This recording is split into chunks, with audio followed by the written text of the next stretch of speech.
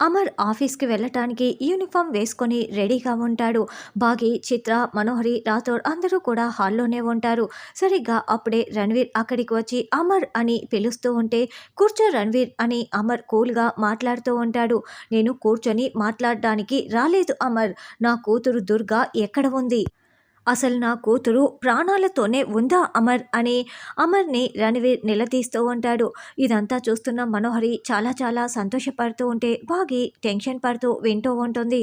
నా అన్ని ప్రశ్నలకి నాకు త్వరలోనే సమాధానం కావాలి అమర్, లేదంటే నేను లీగల్గా ప్రొసీడ్ అవ్వవలసి ఉంటుంది. నువ్వు నీ భార్య అరుంధతి గారు ఇద్దరూ కలిసి దత్తత తీసుకున్న నా కూతురు దుర్గని త్వరలోనే నాకు అప్పచెప్పకపోతే నేను కేసు పెట్టి నిన్ను జైలుకి పంపిస్తాను, శిక్ష పడేలా చేస్తాను. నువ్వు మాత్రం త్వరలోనే అప్పచెప్పాలి, లేకుంటే నువ్వు జైలుకు వెళ్ళటానికి సిద్ధంగా ఉండు అమర్ అని రణవీర్ వార్నింగ్ ఇస్తూ ఉండటంతో అమర్ షాకింగ్గా చూస్తూ ఉంటే బాగి మరింత టెన్షన్ పడుతూ ఉంటుంది.